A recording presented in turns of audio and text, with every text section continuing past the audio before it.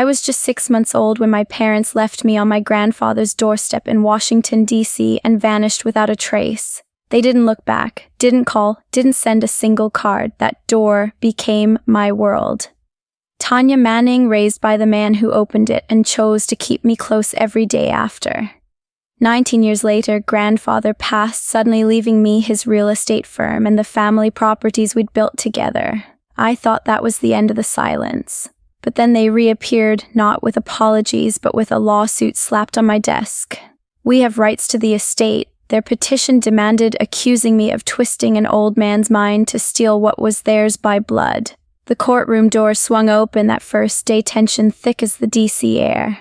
Their lawyer paced, firing off claims of undue influence, how I'd isolated him in his final years. My attorney stood firm, hinting at decades of proof that would unravel their story. Witnesses lined up ready to expose the absences, the ignored calls, the money he'd wired them while they stayed gone. And somewhere in his files, grandfather had left something explosive, a record they never saw coming, turning their greed against them. But as the judge called order, I sat there heart pounding, knowing this fight wasn't just about assets. It was about proving who really belonged. If you've ever faced family betrayal like this, smash that like button, subscribe, and turn on notifications. You won't want to miss how this unfolds. The next morning at Rufus's office overlooking the Potomac River, I sifted through stacks of files with my attorney Tanya Manning by my side. She adjusted her glasses and pulled out a folder labeled financial transfers. Inside were bank statements showing grandfather had wired $3,000 monthly to my parents for 20 years, totaling over $720,000. Rosa noted the consistency every first of the month without fail, even as they never showed up for holidays or school events. I leaned back in grandfather's leather chair, the one where he taught me about property deals during my high school summers. Back then at 15, I'd shadow him on site visits to Capitol Hill rentals, learning to spot zoning issues and negotiate leases with lobbyists. He'd say precision in contracts mirrored life, get the details right or lose everything. Those afternoons shaped me, turning a quiet kid into someone ready to run his firm one day. Vernon Manning dropped by unannounced, his tie slightly askew as he claimed concern for family peace. As grandfather's nephew from an earlier marriage, he knew about the wires but suggested downplaying them in court to avoid escalation. His hesitation created unease. I sensed he balanced loyalty between sides. I pressed him, and he admitted overhearing my parents discuss the money years ago, always framing it as owed rather than gifted. My phone buzzed mid-conversation, Tanya Manning calling. I let it go to voicemail, her voice sharp, demanding a meeting to discuss fair division. The pressure from DC's tight-knit circles mounted, whispers from old clients questioning my role in grandfather's decisions. I ignored it, focusing instead on Rosa's strategy outline. She spread documents across the desk, highlighting unreturned emails from grandfather, inviting them to my graduations and birthdays. We built the case around their absence, pairing it with medical reports confirming his sharp mind until the end. Rosa emphasized how these would dismantle claims of manipulation, turning the lawsuit into a revelation of their choices. By afternoon, our plan solidified, evidence stacked high, ready for the fight ahead. A few days deeper into sorting grandfather's digital archives, Rosa uncovered a chain of emails from over a decade ago. She clicked through, revealing invitations he'd sent to Latoya and Neil for my middle school promotion ceremony on June 5, 2015, complete with attached photos of the venue near the National Mall and a note about picking me up afterward. Another from September 2012 asked if they'd attend my science fair win at the local library, offering to cover any travel costs from wherever they were. None received replies, just read receipts confirming they saw but ignored them, followed by automatic bounces when grandfather tried gentle follow-ups weeks later. At 17, I'd assisted grandfather during a tense negotiation for a commercial lease with a senator's aide at a downtown cafe, reviewing drafts on his tablet while coffee cooled. He'd highlight red flags in the fine print, explaining how one vague easement clause could sink a $2 million agreement and cost future revenue streams. I questioned alternatives, suggesting addendums for liability, and he nodded approval as we reworked sections on site. He'd stressed building relationships with reliable counterparts who honored commitments through inspections and renewals.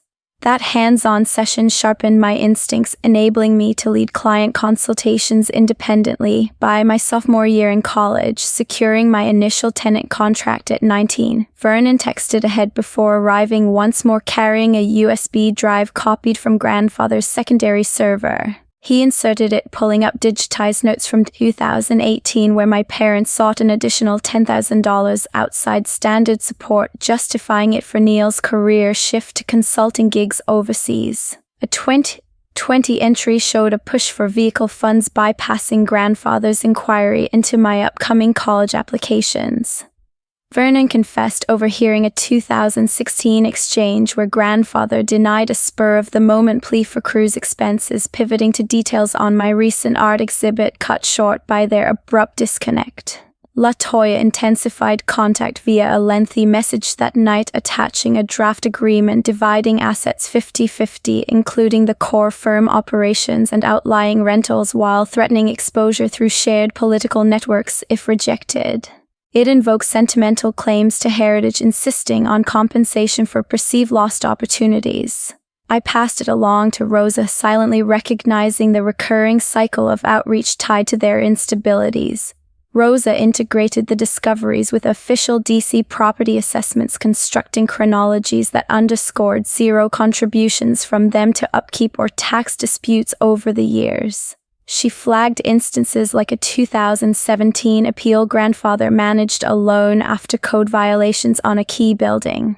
Rosa outlined subpoena strategies for their financial trails to demonstrate expenditure patterns. She prioritized coordinating with Sadie on recollections of grandfather's independent handling of block watch initiatives and aligned Dr.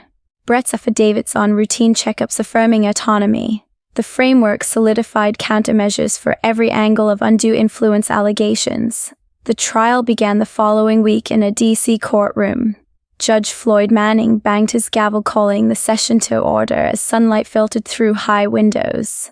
Lance Manning approached the bench first, buttoning his suit jacket before launching into opening statements. He painted me as the calculating granddaughter who had wormed her way into grandfather's business decisions, isolating him from his rightful heirs through subtle control over his schedule and finances. LaToya took the stand next, her voice steady but laced with rehearsed emotion. She claimed grandfather had favored me unfairly after our family rift, accusing me of feeding him false narratives about their intentions. She detailed supposed instances where I'd blocked her attempts to reconnect, insisting blood entitlement overrode any will changes. Neil followed, echoing her points with nods toward family legacy and DC's power corridors, alleging I'd exploited grandfather's trust to redirect assets like the firm's key holdings.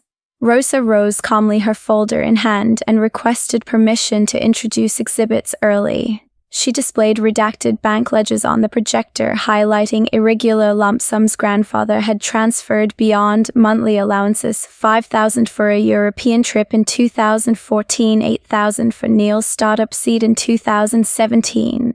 These extras totaled an additional $150,000, all documented with timestamps and memos noting their lack of reciprocation on family matters. Sadie Manning testified afterward, her posture straight as she recounted decades of observations from the adjacent townhouse. She described seeing grandfather handle parent-teacher conferences alone when I was 8, organizing my soccer practices without their input at 10, and celebrating my debate team victories solo at 14. Sadie emphasized how he'd always included neighborhood kids in backyard gatherings, but my parents remained absent figures in those stories. I gripped the table, edge memories surging of grandfather stepping in during my awkward preteen phases, coaching me through first crushes over ice cream runs, advising on scholarship applications late at night, filling the void with quiet consistency that shaped my confidence. His role went beyond provider. He became the steady anchor in a city of shifting alliances, teaching resilience amid the capital's demands. That evening, after leaving the courthouse, notifications flooded my feed from DC-based groups on Facebook and Twitter. Posts from LaToya's acquaintances labeled me the greedy interloper who robbed a mother of her inheritance, with threads gaining traction among mutual connections in political consulting circles. One viral tweet from a former firm associate questioned my ethics in handling grandfather's clients, amassing retweets that twisted facts into accusations of elder exploitation. Anonymous calls started rolling in by nightfall, voices harsh and unfamiliar demanding I drop the defense or face exposure. One caller ranted about family honor, threatening to leak distorted stories to local news outlets if I persisted.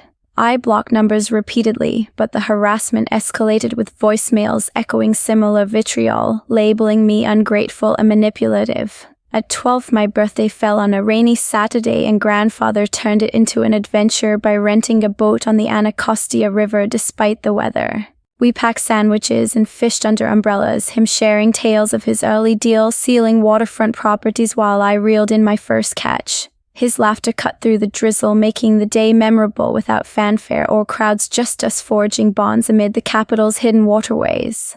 Lance surprised us the next session by calling a medical expert tied to Neil's extended family who testified to grandfather's alleged confusion in recent consultations.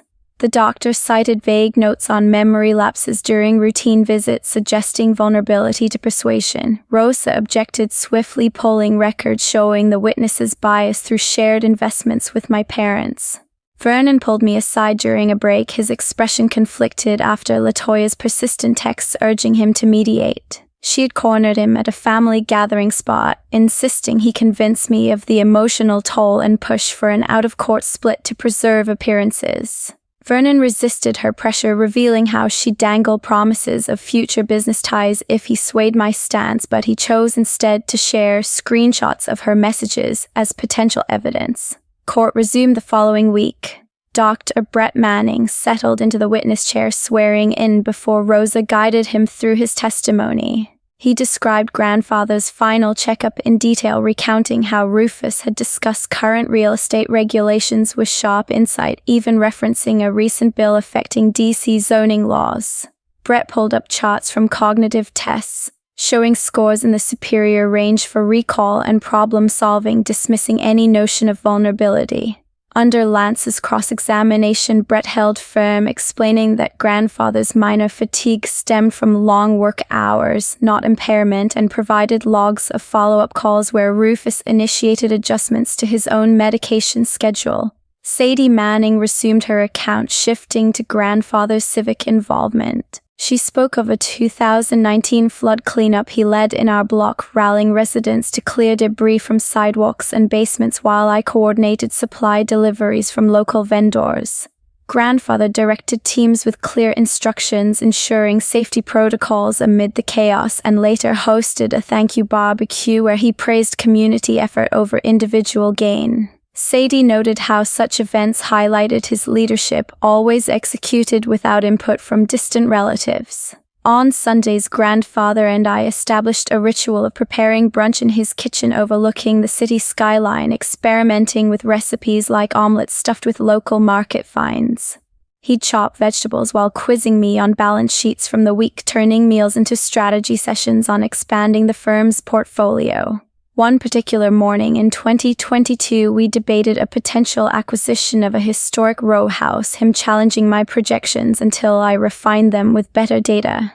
Those hours built my acumen, blending family time with professional growth in ways that stuck. Lance pivoted during closing arguments, appealing to inherent family rights. He argued blood connections superseded documented choices, urging the judge to consider cultural norms in DC's legacy families where inheritance flowed naturally to children regardless of past distances. He cited precedents from similar cases, framing the suit as rectification of a generational wrong, and pressed for emotional equity over legal technicalities. Vernon requested to testify, unexpectedly taking the stand with a stack of printed communications. He revealed emails from 2015 where LaToya solicited funds for a luxury remodel, ignoring grandfather's attached updates on my academic achievements. Another from 2019 showed Neil seeking investment advice but declining an invitation to my college orientation. Vernon explained a shift in allegiance after reviewing the full context, providing timestamps that aligned with periods of their financial dips. His delivery carried weight, underscoring patterns of selective engagement that favored gains over genuine ties. The final session kicked off that morning. I adjusted my blouse before stepping to the witness box, swearing in under Judge Floyd's steady gaze. Rosa led with questions on my daily interactions with grandfather, prompting me to describe routine firm tasks like reviewing lease renewals together after dinner or brainstorming expansion ideas during weekend drives around DC landmarks. I explained how he'd trusted me with client calls by age 18, not out of coercion but mutual respect built over years of shared effort. My voice held firm as I countered accusations of isolation, noting his active social calendar with industry peers that I never interfered with. Lance cross-examined, aggressively probing for inconsistencies in my timeline. He suggested my involvement stemmed from self-interest pressing on when I first learned of the will revisions. I clarified grandfather had disclosed changes 5 years prior during a casual coffee meet where he outlined his reasoning based on consistent presence.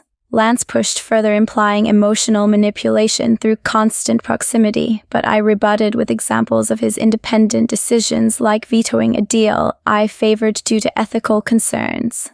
Rosa interjected with a motion to introduce new evidence, handing over a sealed envelope containing a USB drive. The courtroom hushed as she played a video grandfather had recorded 6 months before his death, seated in his study with the city skyline behind him. In it, he addressed the camera directly, stating his will reflected choices made with full awareness after witnessing decades of abandonment.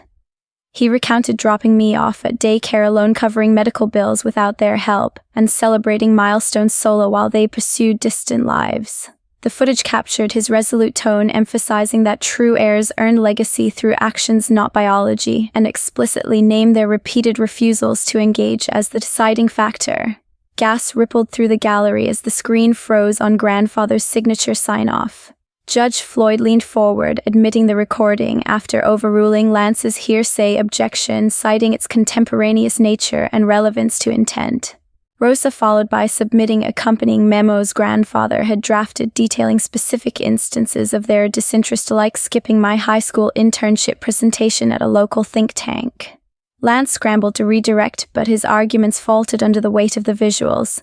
Judge Floyd recessed briefly before delivering the ruling from the bench. He declared the will valid, executed with sound mind, and free from undue influence, dismissing the suit with prejudice. Furthermore, he ordered LaToya and Neil to cover my legal fees, deeming the action frivolous given the overwhelming evidence of their voluntary estrangement. The gavel struck sharply, sealing the outcome. LaToya's composure cracked her eyes, narrowing in defeat, while Neil avoided glances, his shoulders slumping. Outside chambers, whispers spread among attendees about their exposed opportunism, tarnishing their standing in DC's networking scene. Weeks later, reports surfaced of Neil's consulting firm folding under mounting debts exacerbated by the fee payout, pushing them toward bankruptcy filings, a harsh reality in the capital's competitive economy, where reputation dictated opportunities. A few months after the verdict, I changed my phone number and updated privacy settings on all accounts to block any trace of LaToya or Neil. Their attempts at post-trial outreach, sporadic messages pleading for reconciliation, faded into irrelevance as I focused on rebuilding the firm. Vernon stepped up as a reliable ally, joining me for strategy meetings where we streamlined operations, securing new leases in emerging DC neighborhoods like Navy Yard. Managing the business meant diving into daily rhythms grandfather had mastered, auditing financials at dawn, fielding tenant queries by mid-morning, and closing deals over lunch with city planners. I renegotiated a stalled contract for a mixed-use development near the wharf, applying lessons from our old discussions to push through approvals. The work grounded me, transforming grief into purpose amid the capital's relentless pace. Colleagues noted my steady hand, attributing it to the resilience grandfather instilled through countless challenges we faced together. Vernon and I grew closer, our bond evolving into a sibling-like partnership free from the old tensions. He handled outreach to former clients wary after the lawsuit publicity, reassuring them with transparent updates on the firm's direction. We hosted a small event at the office to mark the transition, inviting key partners who had witnessed grandfather's era, fostering continuity without lingering shadows.